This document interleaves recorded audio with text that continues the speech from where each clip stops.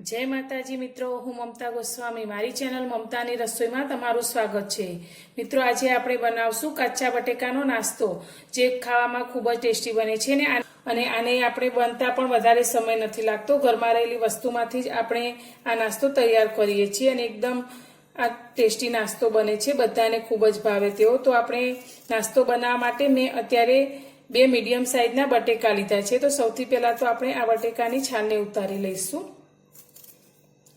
तो अत्यारे वेकेशन चाले छे એટલે બાળકો પણ ઘરે હોય તો રોજ નવા નાસ્તા માટેની ડિમાન્ડ તો થતી જ હોય છે। તો આપણે આ રીતે બાળકોને નાસ્તો બનાવીને આપીશું તો નાની મોટી ભૂખમાં બાળકોને ખાવાની ખૂબ જ મજા પડશે।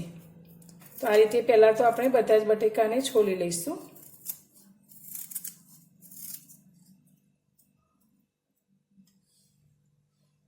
बटेकाने आपणे छोली लीधा छे। तो हवे आपणे आ रीतनी छीणा काणावाળી હોય તેવી છીણી લઈશું। આપણે અત્યારે આદુ છીણવાની છીણી લીધી છે। તો બટેકાનું આપણે છીણ તૈયાર કરીશું આ રીતે। તો મીડિયમ સાઈઝનું છીણ તૈયાર થાય તે રીતે આપણે બટેકાને છીણી લઈશું।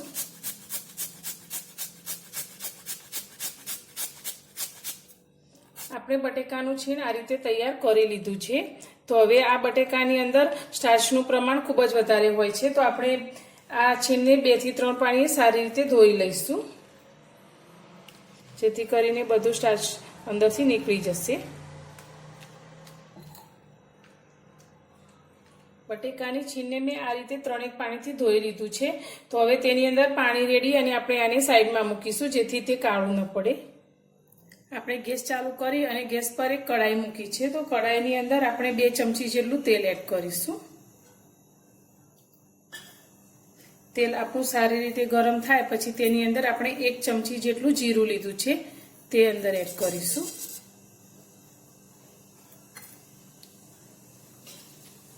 જીરું આપણું સારી રીતે आ रीते तळाय पछी तेनी अंदर आपणे 2 लीला मरचा ने झीणा कापीने लीधा छे ते अंदर एड करीशुं।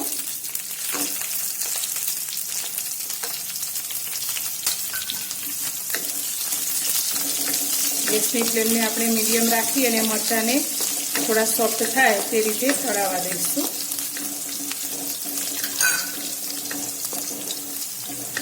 साथे आपणे सफेद तल लीधा छे 1 मोटी चमची जेटला ते अंदर लईशुं। आ नास्तानी अंदर तलनो टेस्ट एकदम सरस आवे छे।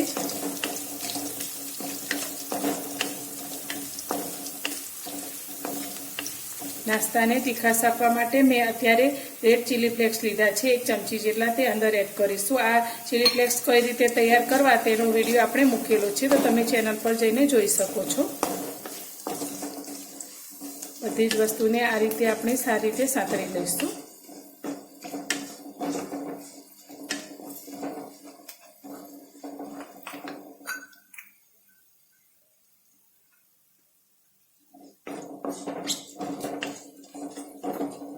હવે આની અંદર આપણે પાણી એડ કરીશું। તો અત્યારે આપણે 2 વાટકી પાણી લઈશું।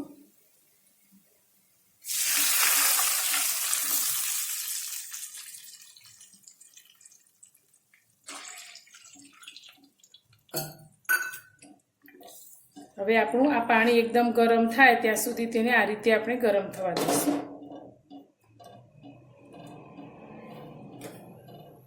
पाणी आपणुं थोड़ुं गरम थवा लाग्युं छे तो तेनी अंदर आपणे स्वाद प्रमाणे मीठुं एड करीशुं। तो अत्यारे आपणे 2 नानी चमची जेटलुं मीठुं लईशुं। हवे तेनी अंदर आपणे जे बटाकानी छीण तैयार करीने राखी छे ते अंदर लई लईशुं।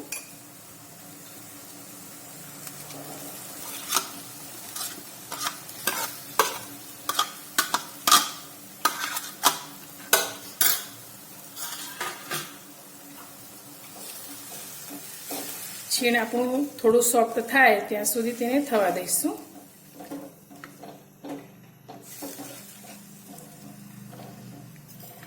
अने आपणे थोड़ी कोथमीરના પાન લીધા છે તે અંદર એડ કરીશું।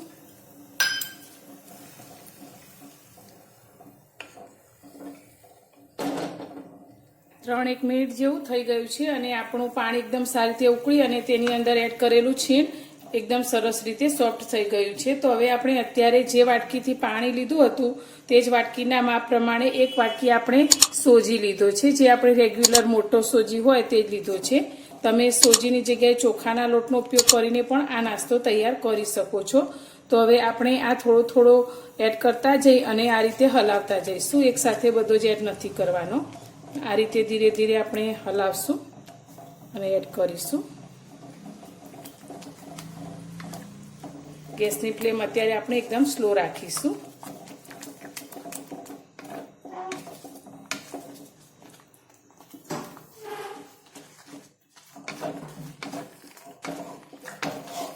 આ રીતે આપણે સારી રીતે મિક્સ કરીશું અને જે રીતે આપણે રોટલીનો લોટ બાંધતા હોય તે રીતનો સોફ્ટ લોટ થાય તે રીતે આપણે તેને પકવવાનું છે.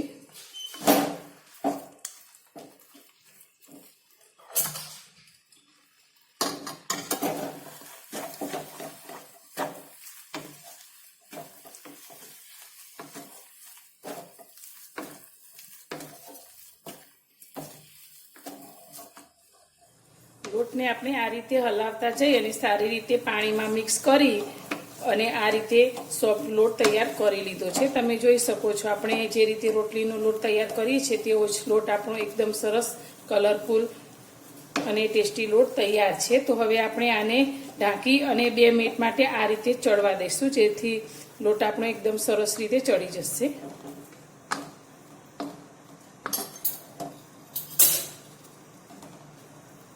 હવે આપણે આ લોટને એક બીજા વાસણમાં કાઢી લઈ અને થોડીવાર માટે ઠંડો કરી લઈશું.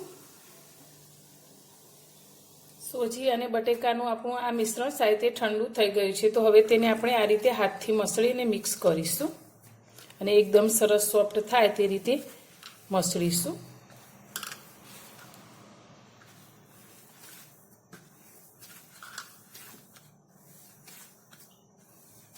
આપણે મસળીને લોટને આ રીતે ભેગો કરી લીધો છે. તો હવે આપણે થોડો લોટ આ રીતે હાથમાં લઈશું અને બાકીનો સાઈડમાં મૂકીશું.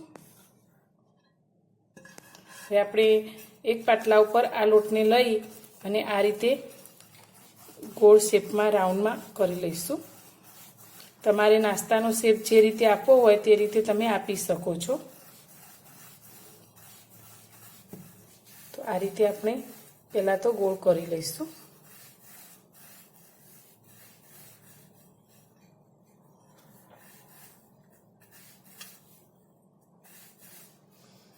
હવે આપણે તેને કટ કરીશું. તો આપણે આ રીતે એક સાઈડના બધા ટુકડા કરીશું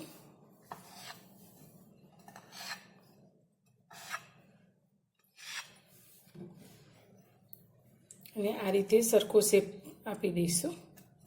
તો આ જ રીતે આપણે બધો જ નાસ્તો તૈયાર કરી લઈશું. આપણે નાસ્તાને આ રીતે શેપ આપીને તૈયાર કરી લીધો છે. તમે આને ટિક્કી જેવો શેપ આપી અને સેલો ફ્રાય પણ કરી શકો છો, પણ અત્યારે આપણે તેને ડીપ-ફ્રાય કરીશું. હાઈ ગેસની ફ્લેમ પર આપણે તેલને ગરમ કરવા માટે રાખી દીધેલું. તો આપણું તેલ સારી રીતે ગરમ થઈ ગયું છે. તો ગેસની ફ્લેમ આપણે મીડિયમ કરી લઈશું અને બનાવેલા નાસ્તાને આપણે તેલની અંદર લઈ લઈશું. તો મીડિયમ ગેસની ફ્લેમ હોય ત્યારે આપણે આ નાસ્તાને તળીશું. તો એકવાર તેલમાં જેટલો આવે તેટલો આપણે અંદર લઈ લઈશું.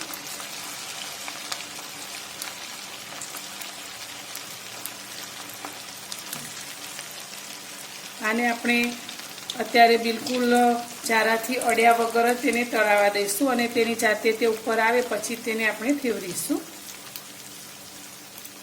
નાસ્તો આપણો તળાઈને આ રીતે ઉપર આવવા લાગે છે. તો હવે આપણે તેને આ રીતે ફેવરશું અને ગોલ્ડન રંગનો થાય ત્યાં સુધી તેને આપણે તળીશું. તો એકદમ સરસ ઉપરથી એકદમ ક્રિસ્પી એવો આપણો આ નાસ્તો તૈયાર થાય છે. તો આપણે 2 થી 3 મિનિટ આ રીતે તેને તળાવવા દઈશું.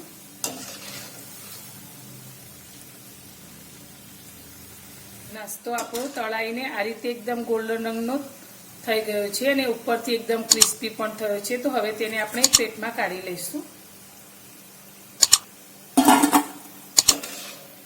અને આ જ રીતે આપણે બનાવેલો બધો જ નાસ્તો તળીશું.